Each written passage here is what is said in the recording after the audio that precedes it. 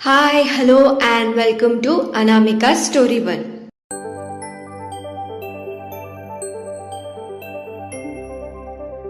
आज हम सुनने जा रहे हैं एक प्यारी सी प्रेम कहानी जिसका नाम है अधूरे हम, चैप्टर 33। तो बिना देर किए हम कहानी में आगे बढ़ते हैं। सिंगानिया ऑफिस में आज बहुत ज़रूरी मीटिंग थी। जो भी कल हुआ उसके बारे में बात करने बोर्ड ऑफ डायरेक्टर्स मीटिंग के लिए आ गए थे। राघव भी मीटिंग रूम में आ गया। उसके पीछे ही सिया भी अंदर आ गई। सिया को देखकर कुछ लड़कियां बहुत जलस फील कर रहे थे। सिया जाकर साइड में दूसरे सेक्रेटरीज के साथ बैठ गई। अभी भी वहां के कुछ लोग सिया को ही देख रहे थे। सिया ने आज बहुत सिंपल पिंक रंग की साड़ी पहनी थी, पर वो रंग उस पर बहुत जच रहा था। और हमारी सिया तो पहले से ही बहुत सुंदर है। उसका आत्मविश्वास ही उसकी बहुत बड़ी ताकत है। राघव ने उन सभी लोगों को आगे क्या करना चाहिए और वो क्या करने जा रहा है वो सब बता दिया। मीटिंग खत्म होते दोपहर हो गई थी। सारे बोर्ड ऑफ डायरेक्टर्स वहां से चले गए। बस एक रह गया था जो प्रदीप और अजय से कुछ बातें डिस्कस कर रहा था। सिया अपने लिखे गए नोट्स को चेक कर रही थी। तभी एक लड़का जो उस बिजनेसमैन का असिस्टेंट है वो सिया के पास आया। वो अपना गला संवारते हुए सिया के पास आया और अपना हाथ आगे करके बोला, हाय, मेरा नाम राहुल है। सिया ने उसकी तरफ देखा और उसने भी अपना हाथ आगे करके कहा, हाय, हम सिया है। राहुल ने कहा, मुझे पता है, आप राघव सर की असिस्टेंट है ना? आपको उस दिन डिनर पार्टी में देखा था। सिया ने कहा, ओह अच्छा, ओके। राहुल ने पूछा, आप कहाँ रहती है? सिया पूछी, जी। तो राहुल ने कहा, मतलब क्या आप हमारे साथ डिनर पर चलेंगे? सिया ने कहा, हम तो आपको जानते भी नहीं है, तो डिनर। राहुल ने कहा, तो जान लेते हैं। एक मिनट। उसने सिया का फोन उसके हाथ से लिया और अपने फोन पर कॉल कर दिया और उसने कहा, ये मेरा नंबर है और आपका नंबर मेरे पास है। हम अभी के लिए दोस्त बन सकते हैं, है ना? सिया को कुछ समझ में नहीं आ रहा था कि वो क्या कहे। उसी वक्त वो बिजनेसमैन प्रदीप से अपनी बात पूरी करके राघव के पास चला गया। राहुल भी वहां पर आ गया। सिया जाकर राघव और प्रदीप के पास खड़ी हो गई। उस बिजनेसमैन ने कहा, सर, क्या हम आपसे एक रिक्वेस्ट कर सकते हैं? राघव ने पूछा, क्या? तो बिजनेसमैन बोला, राघव सर, मैं सोच रहा हूँ कि अगर आपके सेक्रेटरियल टीम से कोई एक आकर हमारे साथ कुछ दिनों के लिए काम करे तो कैसा रहेगा? ये कहते हुए उस बिजनेसमैन ने सिया की तरफ देखा। राहुल तो ये सुनकर खुश हो गया। राघव की नज़र तो राहुल पर ही थी। कुछ देर पहले जब वो सिया से बात कर रहा था तब से राघव का मन कर रहा था कि वो उस राहुल को एक मुक्का जड़ दे। तो राघव ने कहा, ठीक है। वो सिया की ओर पलटा और बोला, सिया, तुम खुद? राघव के ये कहते ही वो बिजनेसमैन और राहुल और भी ज्यादा खुश हो गए। लेकिन राघव ने उन दोनों की खुशी को कम करते हुए कहा, तुम खुद सेक्रेटरियल टीम में जाकर एक को इनके प्रोजेक्ट के लिए असाइन कर दो।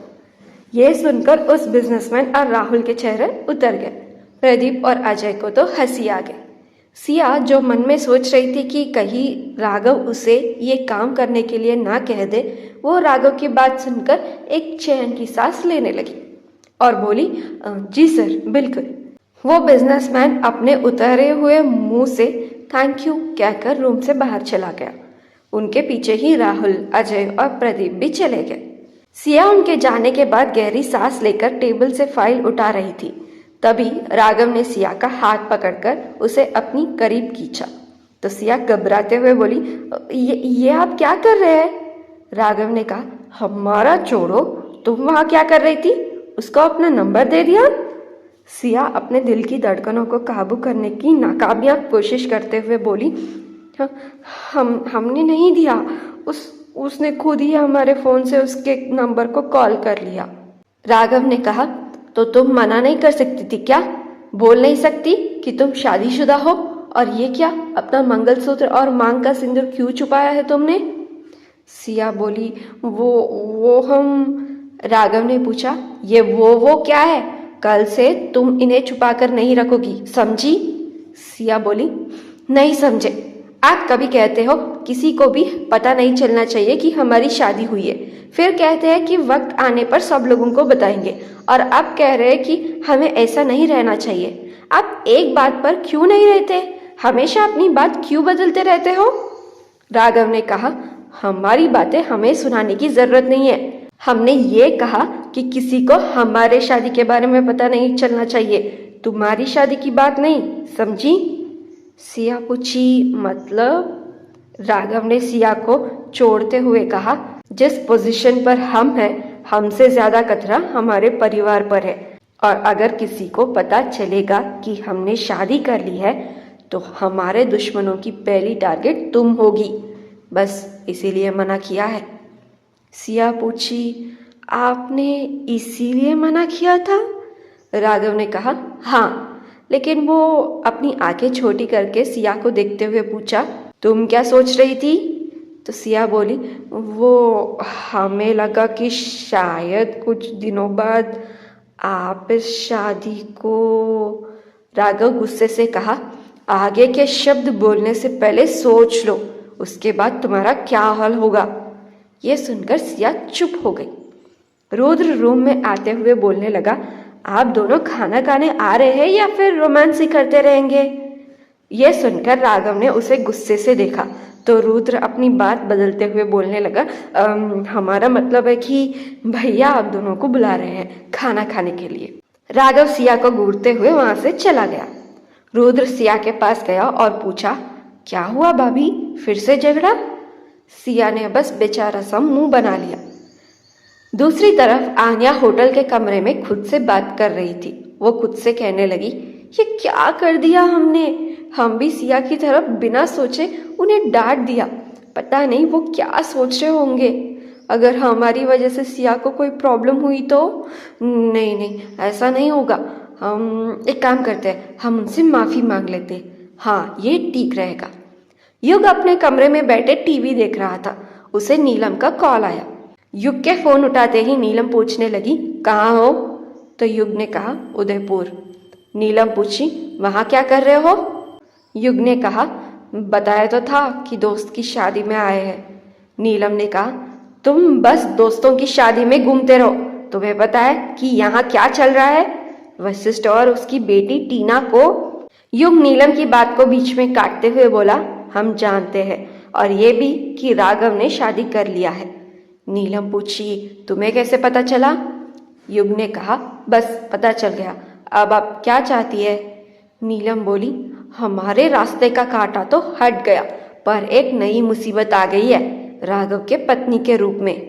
युग ने पूछा, मतलब? नीलम ने कहा, वो सिया बिल्कुल कमजोर लड़की नहीं है, उसे रास्ते से हटाना आसान नहीं होगा।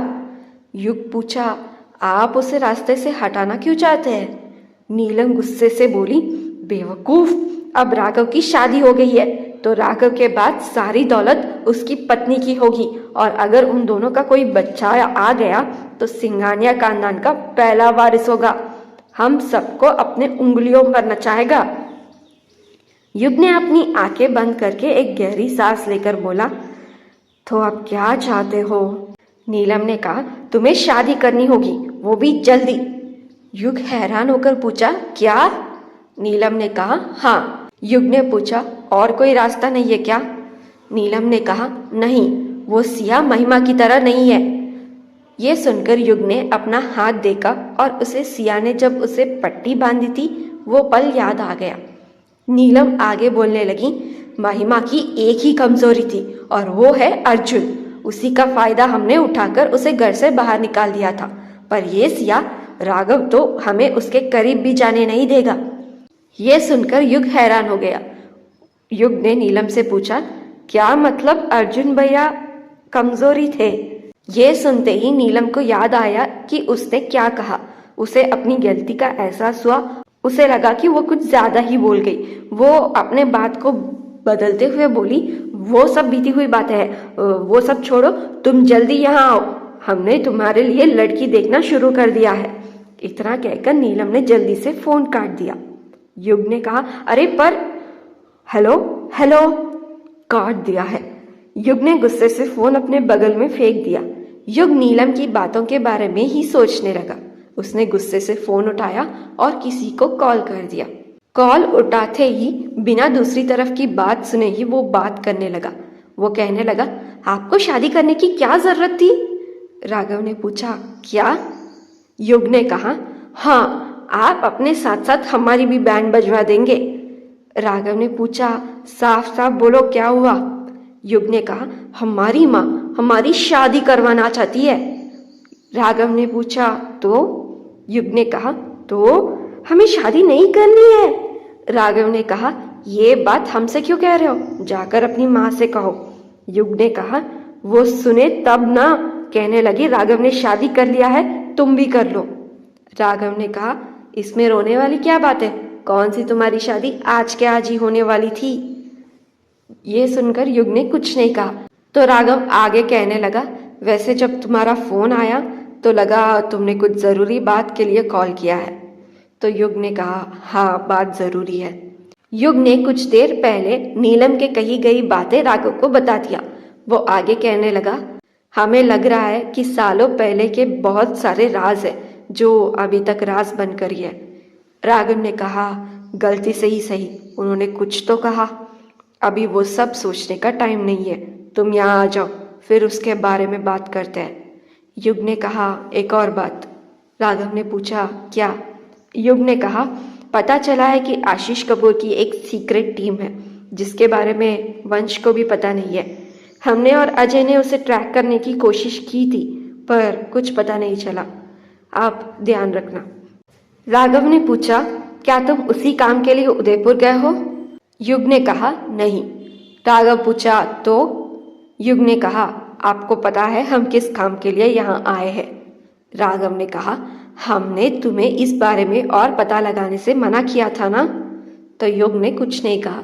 राघव ने आगे कहा, जल्दी यहाँ आकर रुद्र और विवान की मदद करो, समझे?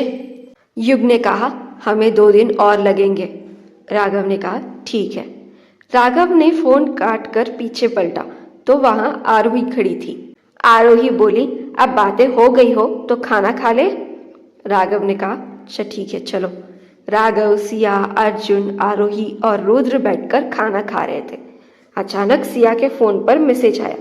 उसे लगा आन्या का मैसेज होगा, लेकिन वो मैसेज आन्या का नहीं बल्कि राहुल का मैसेज था। सिया थोड़ा उदास हो गई क्योंकि आज सुबह से आन्या ने उसे ना तो कॉल किया था और ना ही मैसेज। आरोही पूछी, क्या हुआ सिया? मैसेज देखकर उदास क्यों हो गई? किसका मैसेज है? सिया ने कहा, कुछ नहीं, हमें लगा आन्या का मैसेज होगा लेकिन राहुल का मैसेज है। राघव ये सुनकर उसे गुस्से से देखने लगा। आरोही पूछी, ये राहुल कौन है? सिया कुछ कहती इससे पहले राघव ने कहा, इसका नया दोस्त। आरोही पूछी, नया दोस्त? सिया ने राघव को असमंजस में देखते हुए कहा, हम तो उसे आज ही मिले हैं। राघव ने कहा, आज ही मिले हो और नंबर भी दे दिया। राघव की जेलसी आरोही, अर्जुन और रुद्र साफ देख पा रहे थे, लेकिन सिया को समझ में नहीं आ रहा था कि राघव इस तरह क्यों रिएक्ट कर रहा है। सिया ने कहा, हमने कहा ना कि हमने नंबर नहीं दिया है, उसने खुद।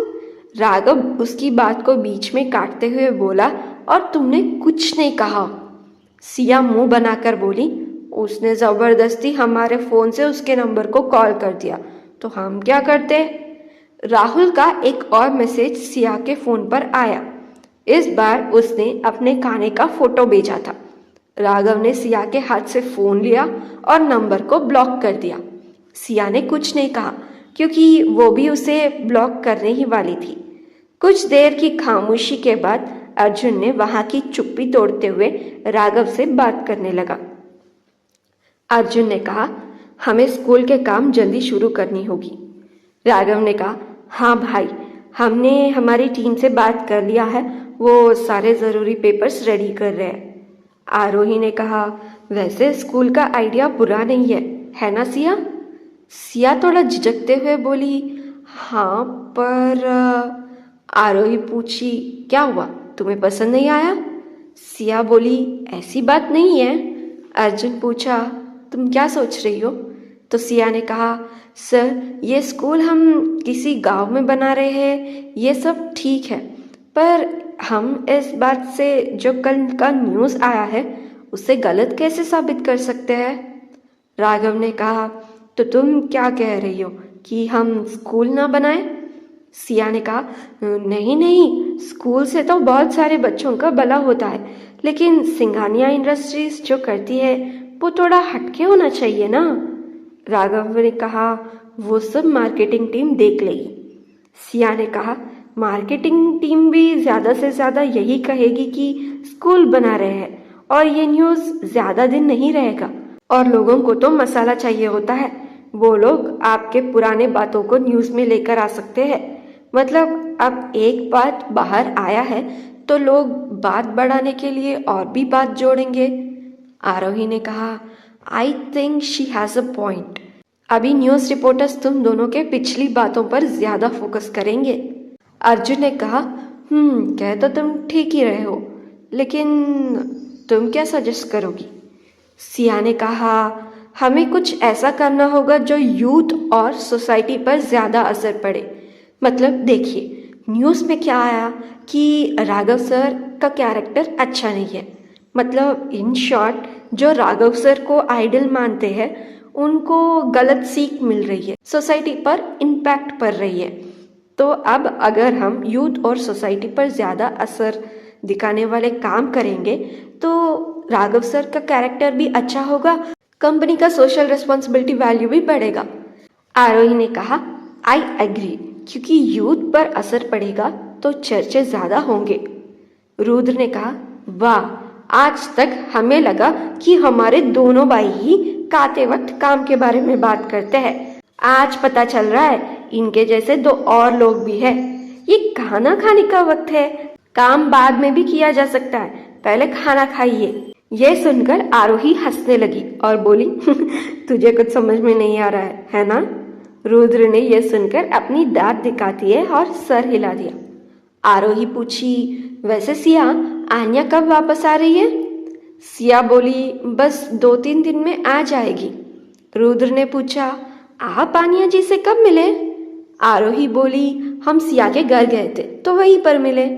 अर्जुन और राघव ये सुनकर शॉक होकर पूछे, तुम सिया के घर गई? आरोही बोली, हाँ, पर तुम दोनों इतना क्यों शॉक हो रहे हो?